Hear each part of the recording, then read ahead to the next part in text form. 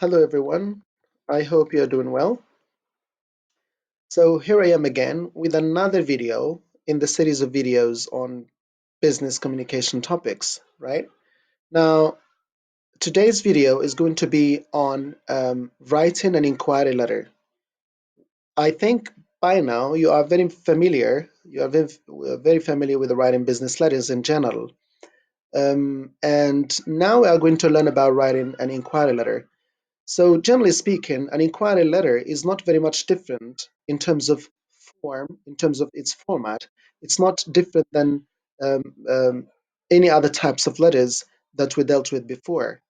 Um, when it comes to the format, the constituents are the same, the components are the same. But of course, the content shouldn't be the same because you're going to phrase it according to your needs and according to what you want to achieve. Okay?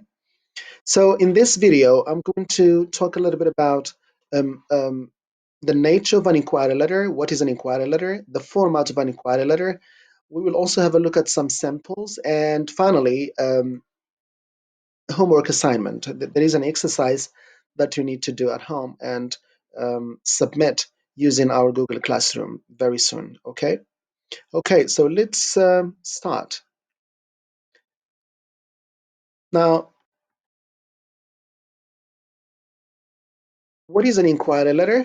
As you may have guessed, an inquiry letter is a letter that is written to ask, basically to ask about specific information.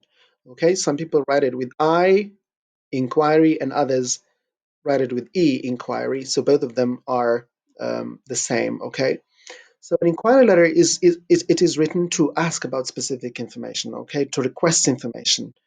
You may find yourself in the situation of inquiring about many things in your future or in the world of business in general. So you can write, for example, an inquiry letter to ask um, about potential job vacancies. Okay, you are a job hunter. You are a job hunter, and you want to find a job. So you may write an inquiry letter to the CEO of a certain company or the manager of that company, inquiring and asking whether there are openings in the near future or not. Okay, you may also write an inquiry letter asking about possible funding. You have a project, you want to implement your project, whatever kind of projects you have, but you don't have the means, you don't have the capital to implement it. So you may write an inquiry letter to a certain sponsoring party, inquiring whether there are whether there is funding or not for your project. Okay. Um, you may also write asking for grants or asking about grants. If you are a student and you want to pursue studies somewhere, you may write to that university or college to inquire about possible scholarships. Okay, you can write to ask about sales projects, etc. So as you see in this definition, I mean, the basic purpose of writing an inquiry letter is to ask about specific information, whatever kind of information it is. Okay.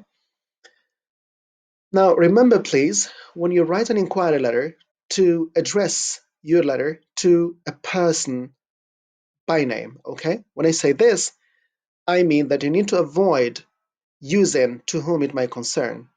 Probably you have read something like this. You have read a letter starting with to whom it might concern.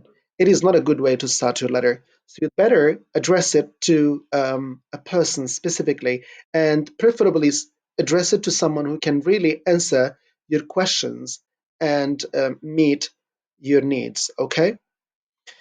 Some people also use dear sir or madam.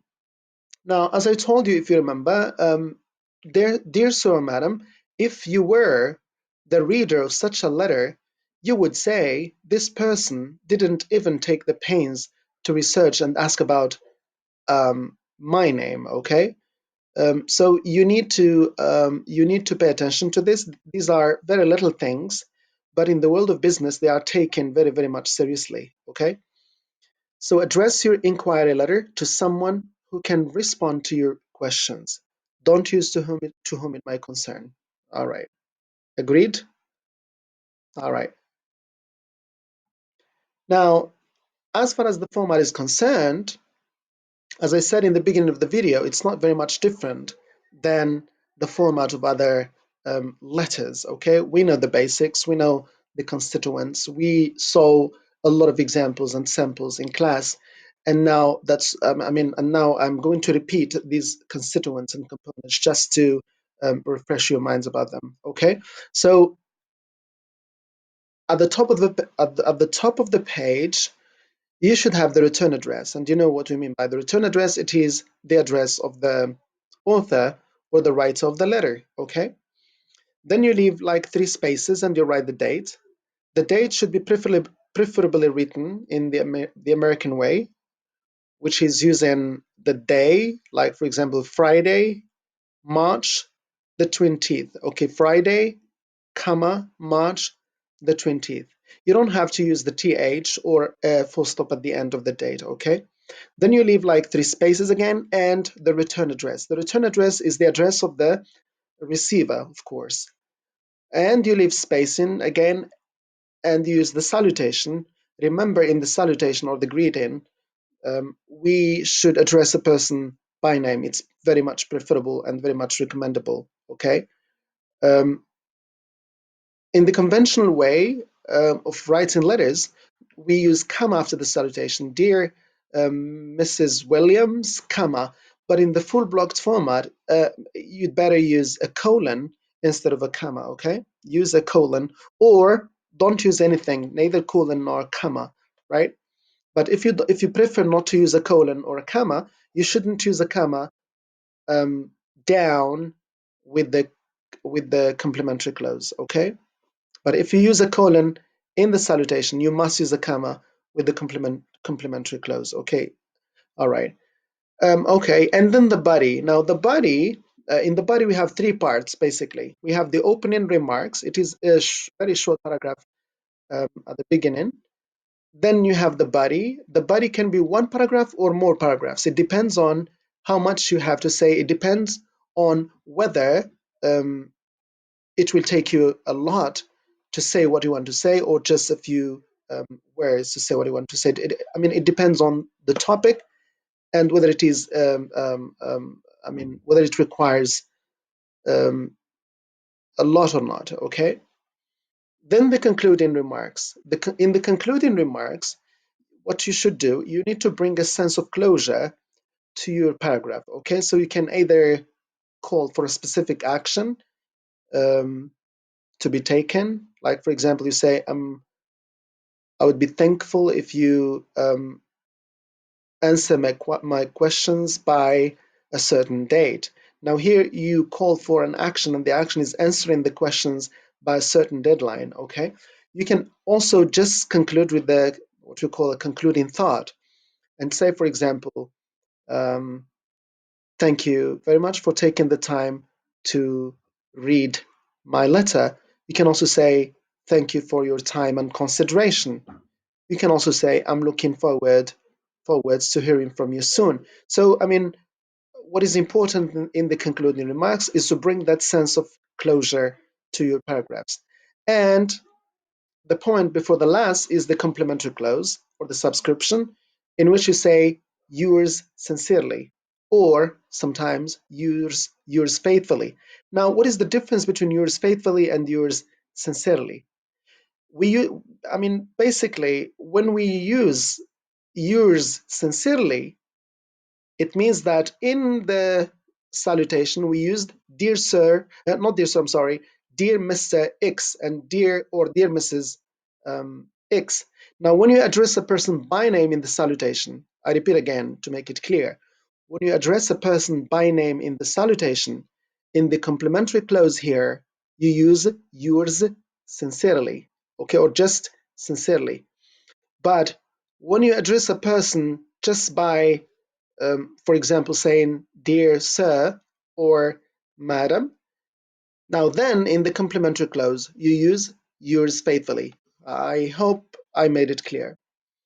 Okay, and then you leave space in and the signature. The signature is the last thing. Now, if you are writing on behalf of a company or an organization, you write your name and your position in that company or organization. It's very important, okay? But if you're just a customer, okay, you're not writing on behalf of anyone or any organization, use just your name and sign your letter, if you are sending a hard copy. So basically, this is the form of an inquiry letter. As I said, it's not very much different than any other business letters. The components and the constituents are the same, but the contents must be phrased and compiled and composed according to your needs and according to the topic and the purpose of the letter. All right. Now let's have a look at some samples. Look at this, please. Now here we have the inside address, the date, the return address, the salutation, okay? The body, so as you see in the body here, we have just one paragraph. The complimentary clause, the signature, enclosure if you have any, okay? Now,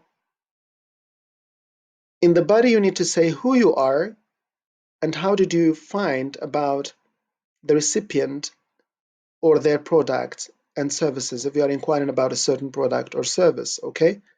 State what you are inquiring about and what you would like the recipient to do, okay? Make it clear what you want the recipient to do.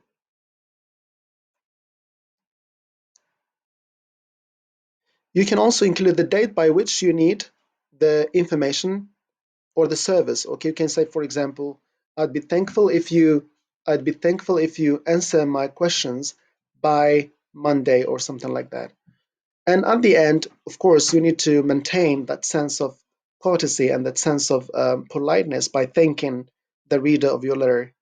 You need to say that at the end. Thank you for taking the time to read my letter. Okay, so this is one example. We have another example here. Okay, probably you can read it at your comfort at home. I don't want to read it and make the video very long and very boring to watch. All right, so as you see, the form um, is very, very characteristic of any other business letter. And this is it. Now we have an exercise here, okay? You are a new graduate in business and marketing, and you would like to pursue a master's degree in finance at Trinity College in Dublin. Write to Deborah Anderson inquiring about potential scholarships for international students. Okay? You want to pursue studies at this college, and you need to know whether there are scholarships for international students like you or not. Okay? So write to Deborah Anderson inquiring about these potential scholarships. Okay, as you see in here, it's very general. I don't have very specific information about Deborah Anderson, neither her possession in the Trinity College nor her address. So you can be creative and just think of a certain address, because what is important after all is the content. Okay, what you are going to write. Um, and how you are going to formulate your message. Okay, this is it. I hope this was better than the other videos. I'm trying to find out certain new techniques, and hopefully this will help a little bit. I want to make very short, not very short videos, but short videos, not very long ones. I know that today most students need compact and condensed information, and that's why I will try to make shorter videos like this one. Okay, so take good care and see you in another video.